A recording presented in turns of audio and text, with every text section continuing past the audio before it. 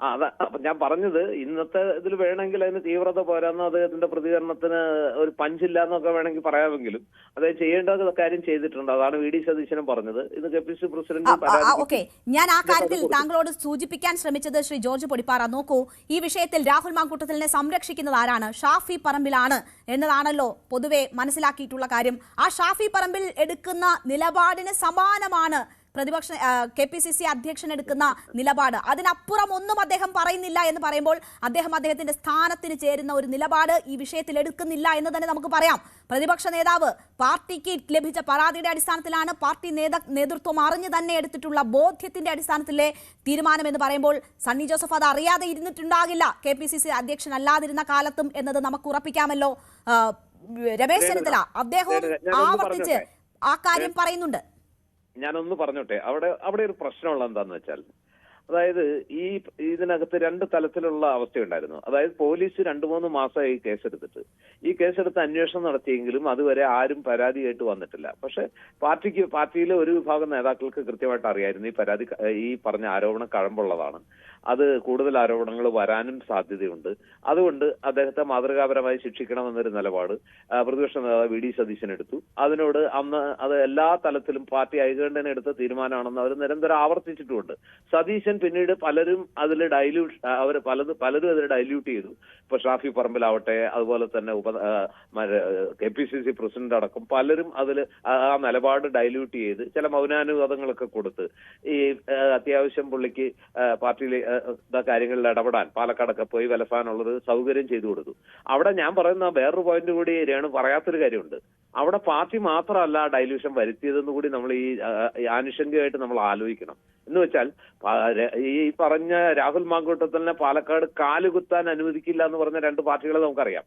CPM അറിയാം, അതുപോലെ തന്നെ BJP അറിയാം. പുള്ളി കാലുകുത്തുന്ന സമയത്ത് പേരിന് ചടങ്ങ് ചില സമരങ്ങൾ നടന്നതല്ലാതെ ഈ പോലീസ് കേസെടുക്കുന്നില്ല, പരാതി വരുന്നില്ല, പരാതിക്കാരൻ രംഗത്ത് വരുന്നില്ല എന്നുള്ള ഘട്ടത്തിൽ അവരും സമരമൊക്കെ അവസാനിപ്പിച്ച് രാഹുൽ എന്തെങ്കിലും ആയിക്കോട്ടെ, അയാളുടെ പാട്ടിന് പോട്ടെ എന്ന് പറഞ്ഞ് അയാൾ പാർട്ടി പരിപാടികളിൽ മാത്രമല്ല MLA എന്നുള്ള നിലയ്ക്ക് സർക്കാർ പരിപാടികളിൽ എന്തിന് ശിവൻകുട്ടി മിനിസ്റ്റർ പങ്കെടുത്ത വിദ്യാഭ്യാസ വകുപ്പിന്റെ ഒരു പരിപാടിയിൽ ഇങ്ങനെ പങ്കെടുത്തു. അന്ന് ശിവൻകുട്ടി ഞാൻ ഇറങ്ങിപ്പോകാതിരുന്ന അയാളൊരു MLA ആണല്ലോ.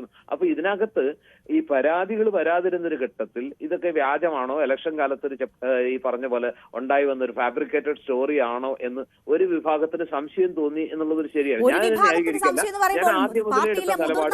അവരുടെ ബോധ്യത്തിന്റെ അടിസ്ഥാനത്തിൽ, ആശയവിനിമയത്തിന്റെ അടിസ്ഥാനത്തിൽ എടുത്തത് എന്ന് പറയുമ്പോൾ ഒരു കമ്മ്യൂണിക്കേഷൻ എത്ര സമയം വേണം?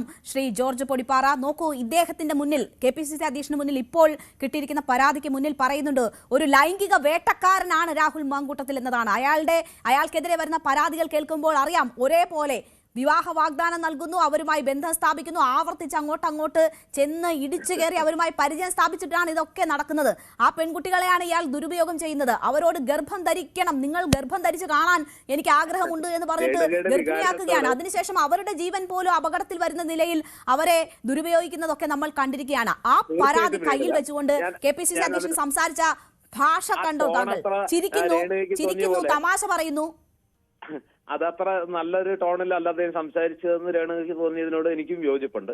അദ്ദേഹം കുറച്ചുകൂടി ഇത്തരം വിഷയങ്ങൾ വരുമ്പോൾ കുറച്ചുകൂടി സീരിയസ് ആയിട്ട് സംസാരിക്കേണ്ടതാണ്, കുറച്ചുകൂടി ശക്തമായ നിലപാടുകൾ പറയേണ്ടതാണ്. പക്ഷെ ഓരോരുത്തർക്കും ഓരോ മാനറിസംസ് ഉണ്ട്, ഓരോരുത്തർക്കും ഓരോ സംസാര രീതിയുണ്ട്. ഒരുപക്ഷെ അദ്ദേഹത്തിന്റെ വീക്ക്നെസ് ആണോ എന്ന് എനിക്കറിയില്ല. അങ്ങനെയല്ല കുറച്ചുകൂടി നന്നായി ശക്തമായി പറയേണ്ടിയിരുന്നു എന്നുള്ളൊരു തോന്നൽ രേണുകയുടെ അതേ തോന്നൽ എനിക്കുമുണ്ട്. ഞാനത് പങ്കിടാനും ആഗ്രഹിക്കുന്നു. പക്ഷെ അങ്ങനെയാണ് അദ്ദേഹം പറഞ്ഞത്. പക്ഷെ ഇവിടുത്തെ പ്രശ്നം പാർട്ടിയെ ആകത്തുകയിൽ അല്ലെങ്കിൽ ഹോൾ പാർട്ടിയെ നമുക്ക് ബ്ലെയിം ചെയ്യാൻ പറ്റില്ല. ഇപ്പൊ വി ഡി സതീശൻ എടുത്ത പോലത്തെ ഒരു നിലപാട് ഏതെങ്കിലും പാർട്ടി ഇത്തരം വിഷയങ്ങൾ വന്നപ്പോ എടുത്തിട്ടുണ്ടോ? എടുത്തിട്ടില്ല എന്നുള്ളൊരു വസ്തുതയല്ലേ. ആകാശം ഇടിഞ്ഞു വീണാലും കടലിരമ്പി വന്നാലും ഞാൻ എന്റെ ബോധ്യങ്ങളിൽ നിന്ന് എടുത്ത നിലപാടിൽ മാറ്റമില്ല എന്ന് പറഞ്ഞു. ഈവൻ രമേശ് ചെന്നിത്തല പോലും അതിൽ വിട്ടുവീഴ്ചയില്ലാത്ത നിലപാട് സ്വീകരിച്ചു. KM മുരളീധരനും വളരെ ശക്തമായ നിലപാട് സ്വീകരിച്ചു. ഏറ്റവും ഒടുവിൽ രാജ്ഭവൻ ഉണ്ണിത്താൻ പൊട്ടിത്തെറിച്ചുകൊണ്ട് പറഞ്ഞില്ലേ. അപ്പോ ഇങ്ങനെ നേരെ മറിച്ച് K സുധാകരന്റെ നിലപാട് പല ഘട്ടങ്ങളിലും ചാഞ്ചല്യപ്പെട്ട് ഇങ്ങനെ ഫലത്തിൽ ഈ രാഹുൽ മാങ്കൂട്ടത്തിലെ പിന്തുണയ്ക്കുന്ന പോലെയായിരുന്നു. ഈവൻ KPCC പ്രസിഡന്റ് നിലപാട് പോലും വളരെ മയത്തിൽ വേണമെങ്കിൽ നീ അത്യാവശ്യമൊക്കെ പ്രവർത്തിച്ചോ എന്ന നിലപാടിലായിരുന്നു. പാലക്കാട് ബഹുമാനപ്പെട്ട DCC പ്രസിഡന്റിന്റെ അവിടുത്തെ MP ഒക്കെ ഒരു ഘട്ടത്തിൽ വല്ലാതെ അയഞ്ഞ സമീപനം സ്വീകരിക്കുന്ന കാഴ്ച കണ്ടു. താങ്കൾ നേരത്തെ സൂചിപ്പിച്ച ഷാഫി പറമ്പിൽ പോലും ശക്തമായൊരു നിലപാടെടുത്തതായിട്ട് നമ്മൾ കണ്ടില്ല. അപ്പോ അതിനകത്ത് ഒരു ഇപ്പോഴത്തെ സാഹചര്യത്തിൽ ശ്രീ ജോർജ് പൊടിപ്പാറ അദ്ദേഹം രാഹുൽ മാങ്കൂട്ടത്തിനെതിരെ കൂടുതൽ നടപടി വേണ്ടേ? ഇനി ഒരു അയഞ്ഞാങ്കൊഴിഞ്ഞ നിലപാട് പാർട്ടിക്ക് എടുക്കാൻ പറ്റില്ല. ഇനി ഒരു അഴകുഴമ്പൻ നിലപാടുമായിട്ട് ആർക്കും ഇട്ട് രംഗത്ത് വരാനും പറ്റില്ല. This is more than enough. പാർട്ടിക്ക് ബോധ്യപ്പെട്ടു. ഈ തെരഞ്ഞെടുപ്പ് കാലത്ത് നട്ടെല്ല് നിവർത്തി ശിരസ് കുനിക്കാതെ ഈ തെരഞ്ഞെടുപ്പ് ഗോദായിൽ നിൽക്കാനുള്ള ഒരു അവസരം പാർട്ടി കളഞ്ഞു കുളിച്ചു എന്നാണ് ഞാൻ വിചാരിക്കുന്നത്. ശക്തമായ നിലപാടെടുത്തിട്ടും അതിന്റെ ഒരു അഡ്വാൻറ്റേജ് പാർട്ടിക്ക് കിട്ടാതെ പോയിട്ടുണ്ടെങ്കിൽ അതിനകത്ത് വളരെ വലിയ നേതാക്കളടക്കമുള്ള ചിലരുടെ ചില താല്പര്യങ്ങൾ ഉണ്ടായി എന്നുള്ളത് ആരാണ് ഏതാണെന്നും പറയണ്ട, നമുക്ക് എല്ലാവർക്കും അറിയാവുന്ന പല കാര്യങ്ങളാണ് അതൊക്കെ. അവരുടെയൊക്കെ ഒരു മൃദു സമീപനം ഉണ്ടായിരുന്നോ? ചിലതൊക്കെ ഈ കെയർ ഓഫിൽ നേടാൻ ശ്രമിച്ചോ, ചിലരെ വെട്ടാൻ ശ്രമിച്ചോ തുടങ്ങിയ കാര്യങ്ങളൊക്കെ കേരള സമൂഹം മാധ്യമങ്ങൾ കൃത്യമായി ചർച്ച ചെയ്തതാണ്. അതുകൊണ്ട് ഞാൻ അതിലേക്കൊന്നും, എനിക്ക് കൃത്യമായ തെളിവുകളൊന്നും എന്റെ കയ്യിലില്ലാത്തതുകൊണ്ട് ഞാൻ അതിലേക്കൊന്നും പോകുന്നില്ല. പക്ഷെ ചേർത്ത് വായിക്കുമ്പോൾ പലതും പൊരുത്തപ്പെടാത്തതായിട്ട് നമുക്ക് കാണാൻ കഴിയും. അതിനകത്ത് ഒരു വശത്ത് ശക്തമായി നിന്ന VD സതീശനെ പോലുള്ളവരുണ്ട്, മറുവശത്ത് നേരത്തെ ഞാൻ ഉപയോഗിച്ച അതേ വാക്ക് വീണ്ടും. എന്തായാലും ഇപ്പോഴും VD സതീശൻ നൽകുന്നത് ഒരു നടപടിയുടെ സൂചനകൾ തന്നെയാണ്. അക്കാര്യങ്ങളൊക്കെ ആലോചിക്കും എന്നതാണ് VD സതീശൻ ഇന്ന് മാധ്യമങ്ങൾക്ക് മുന്നിൽ നൽകിയിരിക്കുന്നത്.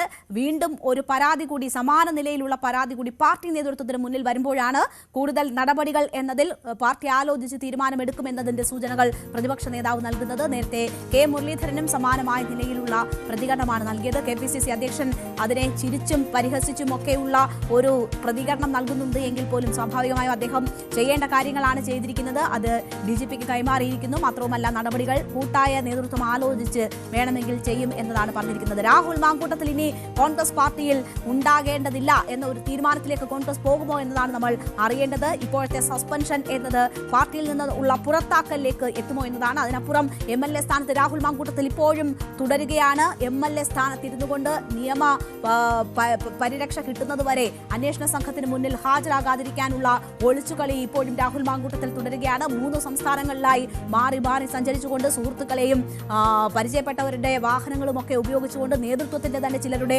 സമ്മതത്തോടും അവരുടെ സഹായത്തോടും കൂടി രാഹുൽ മാങ്കൂട്ടത്തിൽ ഇപ്പോഴും ഒളി സങ്കേതത്തിൽ ഇരിക്കുകയാണ് എന്നതാണ് മനസ്സിലാക്കുന്നത്. നാളെയാണ് രാഹുൽ മാങ്കൂട്ടത്തിന്റെ ജാമ്യാപേക്ഷ കോടതി